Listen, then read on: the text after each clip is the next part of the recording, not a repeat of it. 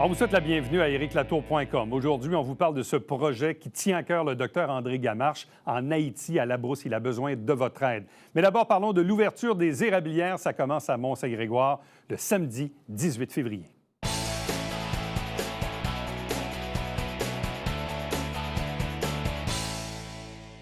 Vous savez, il y a quelques jours, en fait, l'autre week-end d'avant, on a eu une grosse fin de semaine de froid.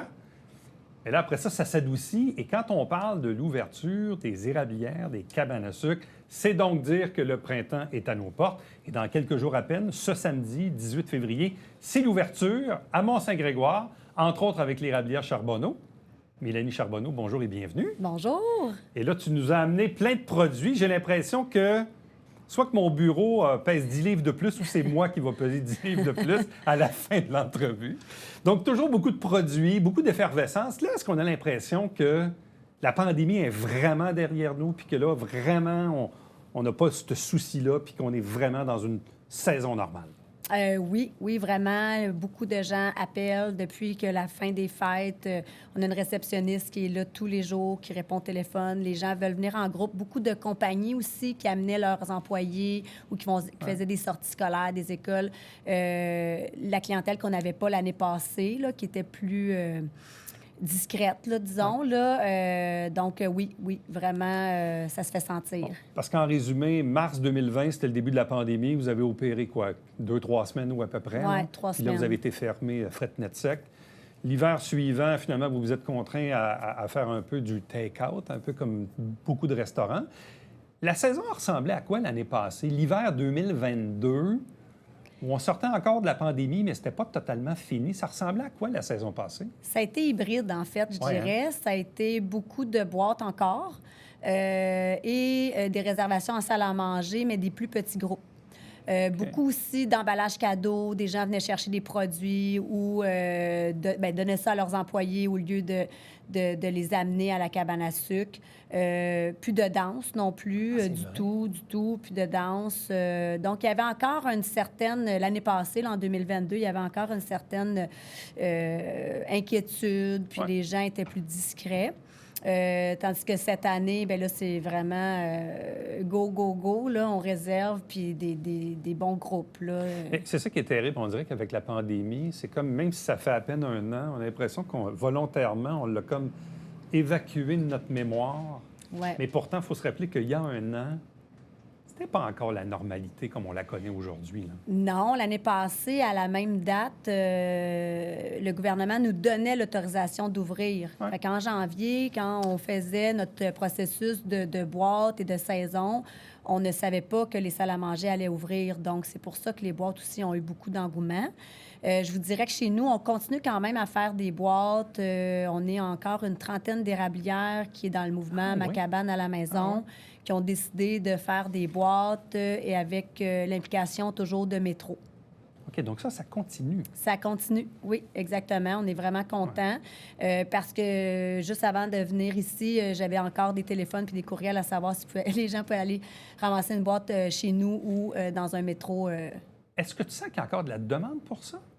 Bien, c'est ce qu'on va voir cette année. Je pense que oui. Il y a quand même beaucoup de gens qui ont réservé des boîtes l'année passée parce que, justement, ils ont aimé le concept de faire ça à la maison. Pas de stress non plus de temps limité à la table, moins de va-et-vient, moins de gens aussi en salle à manger. Donc, il y en a qui ont préféré cette option-là. On va voir cette année. Je vous dirais qu'on est un peu dans l'incertitude pour ce domaine-là. Ouais. Mais comme qu'il faut quand même préparer d'avance notre année publicitaire, nos choix aussi, il a fallu commencer en novembre à savoir si on adhérait encore aux boîtes ou pas. Donc, on réessaye encore cette année. Comme je dis, il y a une trentaine d'érablières partout au Québec qui vont aussi faire des boîtes avec le logo Ma cabane à la maison. Donc ça continue. Oui. Donc, pandémie derrière nous, une véritable saison beaucoup plus normale qui s'amorce cette année, entre autres avec le retour de la danse et du volet divertissement, si je puis dire. Et des réservations? Est-ce qu'il y a encore des petites différences avec l'an passé? Ou... Bien, par contre, moi, j'ai parlé de la danse. Là. Je sais qu'il y a des érablières qui la font encore. Moi, chez nous, ça ne sera pas possible. On n'a pas assez une grande cabane à sucre pour faire ça. Hein? Ouais. Pour la danse, les boîtes et les repas en salle. Donc, cette année, puisqu'on a quand même choisi de faire des boîtes, on a l'option boîte. Par contre, chez nous, ce qui est différent, puis qu'on avait aussi l'année passée, c'est qu'on a, oui, le repas des sucres, mais puisqu'on a Arbrasca sur notre terrain et Hopla, les nouvelles trampolines qui fonctionnent beaucoup, on fait un petit casse-croûte. Nous, on a une poutine de la cabane, des soupes au pois, des œufs dans le sirop pour manger près du foyer ou à l'extérieur. Donc, on a aussi cette option-là. Là. Donc, mais chez nous, malheureusement, il n'y aura pas de danse cette année. Moi, personnellement, je ne suis pas un très grand danseur. Fait que moi, ça me manque pas comme tel. Mais je peux comprendre, à un moment donné, on fait des choix aussi. Puis vous avez vos autres activités, comme tu dis, avec Arbrasca. Mais il y a probablement d'autres érablières qui le font, probablement. Bon. Je sais aussi, l'année passée, quand venait le temps de réserver, là, il fallait se prendre d'avance un peu partout. Est-ce que déjà, est-ce que vous sentez que certaines de vos fins de semaine qui sont déjà remplies? Est-ce qu'il y en a qui ont été préventifs et qui ont déjà réservé un peu? Bien, oui, parce que, justement, nous, on est une petite érablière. On a 300 places environ, donc ça se boucle quand même assez vite. Oui, pour ce qui est des groupes scolaires, il y en a des dates qu'on n'en prend plus. Il y a des semaines qu'on n'en prend plus parce qu'il y a un plus haut achalandage de la clientèle régulière aussi. Donc, oui, il faut vraiment faire vite, là. Bon. Donc, ça commence ce samedi 18 février. Donc, et la saison va s'étaler jusqu'à quelle période? Jusqu'à quand? Bien, chez nous, on est ouvert jusqu'au 30 avril. Donc, c'est le dernier week-end de avril. Pâques cette année, dans la fin de semaine du 8-9 avril. Donc, on a décidé de terminer notre saison à cette date, 30 avril. La cabane est ouverte 7 jours sur 7? Exact. Chez nous, c'est 7 jours sur 7, midi et soir. Les deux? Oui, oui. L'autre sujet qui est fort intéressant, c'est la fameuse pénurie de main-d'œuvre. Pénurie de main-d'œuvre au sens large, pénurie de main-d'œuvre dans l'hôtellerie et la restauration. Vous, en plus, vous êtes ouvert sur certaines périodes dans l'année. Là, vous avez des réceptions aussi, mais bref, c'est pas comme un restaurant qui est ouvert 12 mois par année, si on veut. Avez-vous tous les employés nécessaires à votre saison? Non. Donc, ça veut dire que tu ne dormiras pas pendant 3 mois. Oui, c'est ça. Bien, c'est sûr qu'on a... Ce qui est heureux chez nous, c'est qu'on a un verger. Donc, on est capable de garder nos employés à l'année. Ils changent de poste, puis souvent, ils adorent ça parce qu'ils ne font pas toujours la même chose. Par contre, oui, il y a une grosse pénurie de main-d'œuvre pour tout le monde. Moi-même, les autres cabanes à sucre aussi, du Mont-Saint-Grégoire et des alentours. Tout le monde cherche de la main-d'œuvre, que ce soit sur Facebook, en publicité, dans le journal. Tout le monde cherche vraiment de la main-d'œuvre parce que ce qui est difficile, c'est une main-d'œuvre saisonnière, comme tu l'as dit. Donc, les gens, même s'ils ont aimé leur expérience, des fois, se trouvent autre chose puis ne reviennent pas d'une année à l'autre. Il y a des gens à la semi-retraite, donc ça, on adore ça. C'est des gens qui aiment beaucoup venir faire des petits rushs, comme on dit. Moi, chez nous, il y en a qui viennent pour le temps des sucres, puis après, ils reviennent pour le temps des pommes. Ça, on adore ça. C'est le fun de trouver des perles rares. Mais oui, il y a vraiment une grande ou des jeunes pénurie qui ont la de capacité main-d'œuvre. aussi de se déplacer avec ou sans permis, ou s'il y a un papa ou une maman qui va les porter. Mais en ce moment, il te manque quoi, là? Tu sais, si tu dis demain matin, là, pour être heureuse, là, ça me prendrait... Beaucoup de personnes en cuisine. On a également besoin, préposé au stationnement, tu sais, ça a l'air banal, mais c'est bien d'avoir quelqu'un au stationnement. Ensuite, on a besoin de réceptionnistes, une personne en boutique supplémentaire, quand il y a des grosses fins de semaine. Donc, on a vu nos lacunes. C'est sûr que pour commencer la saison, on est capable de fonctionner, mais quand ça va être le gros rush que tout le monde veut venir en même temps, là, il faut des gens supplémentaires. Bon, tu as fait référence à la boutique qui doit, je présume, vendre tous les produits que tu as amenés. Il y en a à côté de toi, il y en a à ma gauche, à ma droite. Puis moi, ce qui m'a accroché un peu, c'est ça ici, parce que, bon, je savais l'an passé, entre autres, j'avais goûté à celle-ci, là, qui est cette bière-là. Je pensais que vous en aviez quelques-unes, mais là, vous avez comme agrandi la famille. Tiens, je vais juste enlever ça ici, puis juste pour qu'on se fasse l'espace. Là. Donc là, c'est quoi toutes ces bières-là? Bien, en fait, vous avez notre nouvelle trilogie, c'est la .5, dont la bière non alcoolisée. Il y en a deux même.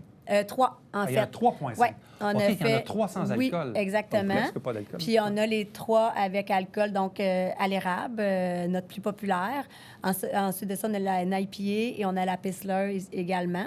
Et les 3 autres, c'est la même chose, mais 0,5. Mais est-ce qu'il y a beaucoup de cabanes à sucre qui s'en vont dans cette tendance-là, de produire leur propre bière ou avec leur marque à eux? Ben oui, là, on voit, il y a une effervescence. On voit beaucoup de cabanes à sucre qui s'associent avec des brasseurs, comme on a fait avec Brasserie Farnham.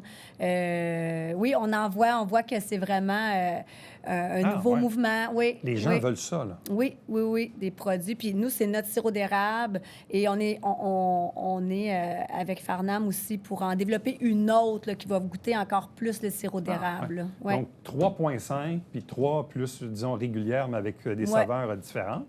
Exactement. Le traditionnel sirop, on a du caramel à l'érable, on a du beurre d'érable, des petits pop-corn, on a les tartes habituelles, il y a des trucs aussi à côté de toi, des petits cornets. Une pâte de serre. Le sirop en canette. C'est important, ça, la partie boutique dans une érablière? Oui, vraiment beaucoup. Oui, les gens ont le goût de rapporter des fois un souvenir à quelqu'un où ils ont besoin de sirop. Ils veulent amener des choses à la maison parce que, oui, c'est bien de venir manger à la cabane à sucre, mais quelqu'un qui veut reproduire un peu chez eux les desserts, ou même, comme je dis, donner en cadeau à quelqu'un. Hey, j'étais à la cabane à sucre, j'ai pensé à toi, je t'ai amené des cornets, je t'ai amené une canne de sirop. Ça s'amène bien. Bon, tantôt, je disais, pénurie de main-d'œuvre, ça, c'est le sujet de l'heure. Puis aussi, bien, l'inflation qui touche un peu tout le monde. Ça coûte combien un repas de cabane à sucre aujourd'hui, là, avec l'inflation récente qu'on a eue cette année? Bien, en fait, chez nous, c'est sûr qu'on a chaque cabane à sucre a son menu particulier. Là. Je pense qu'il n'y a pas une cabane à sucre qui va charger le même prix cette année. Nous, cette année, à l'Érablière Charbonneau, on a décidé de ne pas augmenter le prix des enfants, adolescents et bébés, là. Donc, tout ça est resté au même prix. On a augmenté de 2 $ les prix par adulte seulement. Donc, on a fait un gros compromis parce qu'on avait eu quand même beaucoup d'augmentations, que ce soit même pas juste la farine, le pain, les œufs, les salaires ont augmenté, ils vont réaugmenter aussi bientôt. L'électricité, le carburant, tout a augmenté. Donc, chez nous, on n'a pas eu une grosse... On n'a pas fait une grosse augmentation sur les prix. On a décidé d'absorber une bonne partie. Donc, un repas adulte, c'est combien à ce temps? Chez nous, c'est 40 et 95. Oui. OK. Mais ça, en même temps, l'inflation, je veux dire, tout le monde y goûte en ce moment, tout le monde y passe. Là, c'est un choix que vous faites comme entreprise de l'absorber. Comme d'autres aussi décident de faire ça non plus pour garder un certain contrôle sur l'augmentation des prix, là. Oui, exactement. Puis même chose pour la boîte repas. On l'a pratiquement pas augmenté, celle-là, non plus, pour essayer peut-être de mousser un peu aussi une option qui va être moins chère d'acheter une boîte repas que de venir en salle à manger. C'est sûr qu'en salle à manger, les gens ont la balade en tracteur, la mini-ferme, les aires de jeu, la tire à volonté. Il y a des sentiers chez nous en montagne ou dans le verger. Donc, il y a beaucoup, beaucoup d'activités qui sont incluses avec le repas. Je pense que c'est quand même raisonnable, là, vu que tu peux passer plus que le moment à la table. Il y a beaucoup de gens qui passent plusieurs heures sur le site. Donc, c'est quand même pas trop cher payé, je pense, pour amener une famille puis passer une journée ou une demi-journée. Bon. Avez-vous des enjeux particuliers? Bon, on le sait, dans les dernières années, je parlais de la pandémie, oui.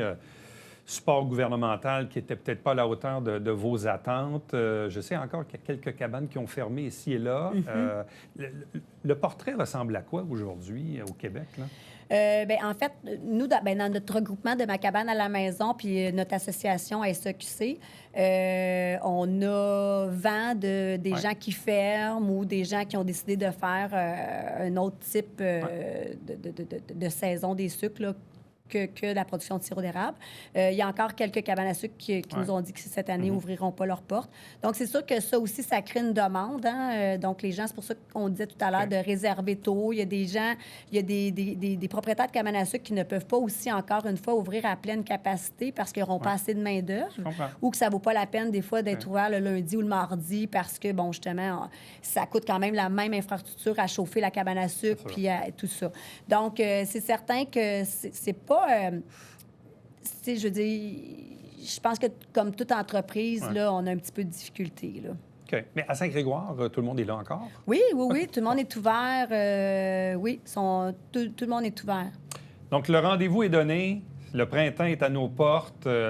Les cabanes à sucre qui commencent à opérer, Érablière Charbonneau, ça commence ce samedi, 18 février jusqu'au 30 avril. Il y a la boutique.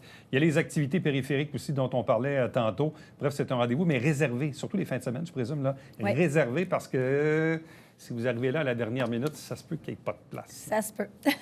Mélanie Charbonneau, merci beaucoup. Merci. Bonne chance, Merci. bonne saison. Merci. Reste avec nous, on vous revient après ceci.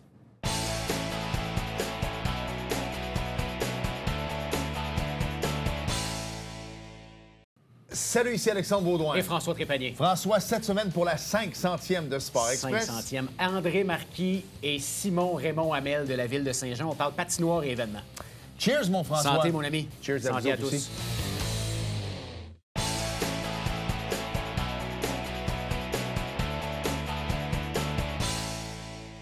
Un appel à la générosité lancé en lien avec un projet de longue date en Haïti pour le médecin chirurgien à la retraite, André Gamache, qui est avec nous. Bonjour et bienvenue. Bonjour. Retraite, mais bon, toujours un peu actif. Et ce projet-là en Haïti vous tient à cœur de longue date. Qu'est-ce que c'est? Rappelez-nous un peu l'essence même du projet qui est en Haïti. Bien, disons, nous, je suis allé en Haïti en 2005 et je suis allé visiter une région qui m'a pris au cœur, disons, parce que, je veux dire, c'est une région excessivement pauvre, une des plus pauvres d'Haïti, d'ailleurs, et les gens là-bas, malgré tout ça, sont heureux. Mais, par contre, ils essayent de survivre. Juste pour vous dire certains chiffres, le salaire moyen des gens de la région était à 1,25 $ par jour.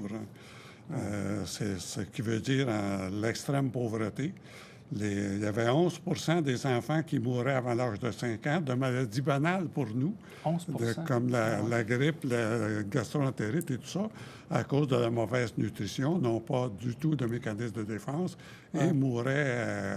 C'est pour ça, d'ailleurs, qu'on a décidé de partir un centre de santé là-bas pour essayer d'aider ces gens-là à passer au travers des périodes difficiles. Et de 2005 à aujourd'hui, maintenant, quand on est dans le secteur de Labrousse, donc en Haïti, ce centre de santé, il ressemble à quoi aujourd'hui? Bien, c'est un centre qui n'y a pas d'hospitalisation. C'est comme un CLSC. Les gens vont là, reçoivent des soins. On peut garder les gens en observation pour une nuit, 2 nuits, 3 nuits, mais pas d'hospitalisation à long terme, là. Qu'est-ce que ça a changé dans cette communauté-là? Disons qu'il y a 3 infirmières en permanence qui travaillent au centre et 2 médecins qui se relaient. Ça veut dire qu'il y a une urgence qui est couverte 24 heures par jour et 7 jours par semaine, le remplacement des médecins là-bas. Mais ces médecins-là doivent être payés par les gens de la population. Mais les gens de la population n'ont pas les moyens. C'est pour ça qu'on envoyait là-bas des coopérants. On envoyait à peu près 100 coopérants par année là-bas. Ah, oui. Qui étaient des médecins de l'Université Sherbrooke, des infirmières et des étudiantes infirmières et des coopérants pour aller aider dans différents projets. Et tous ces coopérants-là payaient leur séjour là-bas, payaient leur hébergement et leur nourriture. Et avec cet argent-là, il y avait les moyens de payer leurs infirmières et les médecins qui allaient travailler là-bas. Mais depuis 3 ans, à cause de la pandémie, on ne peut plus envoyer personne. Bon, ça, c'est l'autre question. C'est quoi les impacts et les effets de la pandémie sur ce centre médical-là à Labrousse en Haïti? Bien, disons qu'il n'y a plus de revenus pour le centre de santé. Fait qu'à ce moment-là, la collaboration a payé de ses fonds les infirmières et un médecin là-bas à plein temps jusqu'à mars prochain. En mars prochain, la collaboration n'aura plus les moyens de payer ces gens-là. C'est pour ça qu'on cherche une façon de récupérer des fonds pour pouvoir payer les infirmières et les médecins là-bas. Une infirmière là-bas gagne 300 $ US par année. Par année? Oui, alors qu'un médecin gagne 500 $ US par année. Et c'est pour ça qu'on veut payer ces gens-là, je veux dire... C'est pour ça qu'on cherche des fonds pour payer ces gens-là. Pour le faire opérer aussi par des infirmières et des médecins locaux? Oui, c'est toujours des locaux qui sont toujours là-bas. des locaux, c'est ça. On allait, nous, en éclaireur ou en aide, encadré, en support et en éducation là-bas, parce qu'on allait former les gens là-bas pour des projets. Puis on fournissait les médicaments aussi, complètement pour ces gens-là. Et là, bien, depuis la pandémie, on continue à fournir des médicaments. On a payé les gens, mais par contre, là, on arrive au bout de nos ressources. Bon. Vous avez dit tantôt, quand j'ai visité cette région-là, en 2005, je suis tombé un peu en amour avec cette région-là. Ils sont très pauvres, mais ils sont très heureux. Qu'est-ce qui vous... C'était quoi l'élément déclencheur pour cette espèce de coup de cœur que vous avez eu? C'est les gens qui viennent à toi, puis qui te jasent, puis qui veulent connaître, qui veulent savoir, qui veulent apprendre tout ce que la vie peut leur apporter. Ils vivent au jour le jour. Là. Je veux dire, eux autres, c'est pas savoir qu'est-ce qu'ils font le lendemain. C'est savoir qu'est-ce qu'ils vont avoir à manger sur le dîner et le souper. D'ailleurs, souvent, quand on est arrivé là, les jeunes étudiants qui allaient à une école juste un toit, puis c'était en plein air, pouvaient faire 10 km à pied pour se rendre à l'école sans avoir déjeuné le matin. Et à l'école, on leur fournissait un dîner pour pouvoir qu'ils puissent être aptes à apprendre. On disait tantôt, bon, les effets de la pandémie. En même temps, bon, Haïti, il y a toujours eu une certaine instabilité politique, au niveau de la sécurité également, entre autres, bon, surtout à Port-au-Prince, même d'autres régions parfois. Qu'en est-il de la situation actuelle en Haïti? C'est la catastrophe. Je veux dire que c'est sûr que la pandémie, pour les 2 premières années, nous ont bloqué complètement nos séjours là-bas. Mais actuellement, c'est sûr que la situation politique là-bas est la cause qu'on ne peut plus aller. Il se fait des enlèvements régulièrement. Il se fait à peu près 6 à 7 enlèvements à l'heure à Port-au-Prince. À l'heure? À l'heure. Et actuellement, 65 de Port-au-Prince est sous le contrôle des gangs de rue. Fait que ça veut dire qu'on ne peut pas sortir de l'aéroport puis aller à Port-au-Prince. C'est impensable. Ah oui. C'est d'une tristesse infinie. Ah, c'est incroyable. Ça fait mal au cœur de penser à tout ça. C'est un pays qui était l'appel des Antilles, là, je veux dire. Quand on amenait des gens pour aller à la brousse, on se promenait en route, les gens nous demandaient d'arrêter en chemin pour admirer le paysage. C'est de toute beauté. Oui. Mais en même temps, ce qui est un peu triste aussi dans tout ça, c'est qu'au sortir de la mission de l'ONU, le pays avait quand même retrouvé un certain canevas de politique et de sécurité. Mais malheureusement, 20 ans plus tard, tout ça, c'est malheureusement un peu perdu. Mais bon, les gens, ils sont toujours. Comment arrivez-vous donc à acheminer de l'argent là-bas pour être capable de faire fonctionner le centre? Mais c'est sûr qu'on envoie de l'argent dans un autre endroit que Port-au-Prince. Ouais, hein? On envoie l'argent au CAI, qui est une ville sécuritaire qui est loin. Et là, l'argent peut se rendre à la brousse directement. C'est ça. Là, dans le fond, ce que vous avez besoin principalement, c'est de l'argent. Là. Oui, c'est de l'argent parce qu'on ne peut pas y aller encore actuellement. Et par contre, il faut payer nos infirmières et nos médecins là-bas. Ouais. Il y a un médecin qui est payé par le gouvernement, mais un médecin ne peut pas supporter un hôpital. Là. Ça en prend 2 pour se relayer. Si on veut avoir des soins 24 heures par jour, 7 jours par semaine, il faut qu'il se relève. Fait qu'on paye un médecin et on paye 3 infirmières pour donner des soins aux gens. Bon, donc on dit, vous vous attendez, donc c'est de l'argent que vous avez besoin. Comment les gens peuvent vous aider? Bien, disons, en envoyant un don à la collaboration Québec-Haïti. À l'adresse, c'est le 309 1er rue à Saint-Jean-sur-Richelieu, J2X3A5. Et nous, on achemine ça directement là-bas. On y va par portion. On n'envoie pas tout le montant là-bas à tous les mois parce qu'on ne veut pas que l'argent soit dépensé par d'autres besoins qu'ils peuvent avoir. Mais nous, notre but actuellement, c'est la santé. Oui, vous gardez un certain contrôle définitivement. Pour vous assurer que l'argent sert à bon escient. Puis, bon, on comprend l'idée derrière ça. Souvent, la question se pose, bon, il y a 1001 causes sur la Terre, elles sont toutes bonnes. Il y en a qui sont à côté de nous, dans certains cas, c'est plus éloigné. Pourquoi c'est important de donner dans des causes qui sont destinées à des pays étrangers? Les gens vont dire, ouais, on devrait aider notre monde avant. Qu'est-ce que vous répondez à ça, vous? Bien, les pays étrangers, il faut voir la pauvreté dans ces pays-là, comparée avec notre confort ici, je veux dire. C'est sûr qu'un pays étranger qui est en souffrance, comme Haïti l'est, ça va entraîner des problèmes internationaux, je veux dire. Avec tous les immigrants qui sont obligés de sortir, qui sont obligés de partir de là parce qu'ils ne peuvent plus vivre, ça entraîne des problèmes internationaux. Et nous, notre but là-bas, c'est l'éducation et la santé. Je veux dire, les jeunes, avant qu'ils s'en aillent dans des gangs de rue, on aimerait les éduquer. Et c'est pour ça que dans notre collaboration, on a un secteur qui s'occupe de l'éducation aussi. Ouais. Dites-moi, saviez-vous si en Haïti, des projets comme le vôtre, là, qui est un projet qui est très localisé à Labrousse, c'est le projet que vous menez là, depuis plusieurs années, est-ce qu'il y a d'autres André Gamache ailleurs au Québec ou dans le monde qui ont ce genre de petits projets dans des villes en Haïti? Là? Oui, il y en a beaucoup. En fait, chaque secteur d'Haïti, à mon point de vue, bénéficie d'un support étranger. Ah oui. Parce qu'ils ne sont pas capables de supporter eux-mêmes leur cause. Puis ça, on peut en nommer à Saint-Jean. Là, il y en a même d'autres à Saint-Jean qui s'occupent de ça. Et il y a beaucoup d'aide internationale qui s'en vont là-bas, heureusement. Ouais. Avez-vous un peu de relève dans votre groupe que vous menez? Là? Oui, on a de la relève qui commence à s'installer. Malheureusement, ce ne sera pas des gens de Saint-Jean. C'est des gens de l'extérieur, mais qui vont prendre la collaboration Québec-Haïti en main. On est en train de les former et on est en train de monter la structure complète. On a une belle équipe. Ouais. Mais au final, on a réussi à créer quelque chose. C'est ça qui est important de dire. C'est que de 2005 à aujourd'hui, le projet qu'on avait en tête, on a réussi par le créer. Bon, là, il y a la pandémie, la situation géopolitique, tout ça. Mais au moins, le projet, on a été capable de le créer. Je peux vous dire qu'à Labrousse, les gens là-bas ont changé la façon de penser. Ouais. D'ailleurs, la collaboration Québec a parti à une organisation qu'on appelle la Rencontre des partenaires.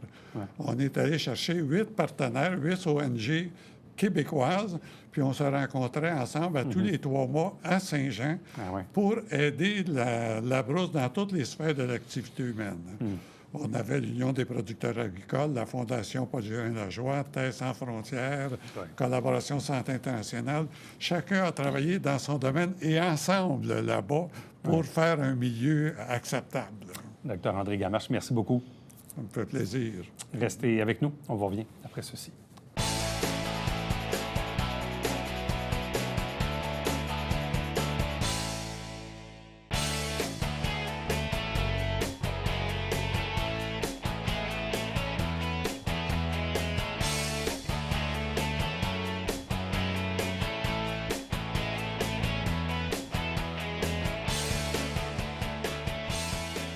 Vous avez encore jusqu'au début mars pour soumettre vos candidatures. C'est le moment de l'année où la Ville de Saint-Jean procède à de l'acquisition d'œuvres d'art. Donc, allez tout simplement sur maculture.ca pour en obtenir tous les détails. C'est maximum jusqu'au 2 mars. À demain. Bye-bye.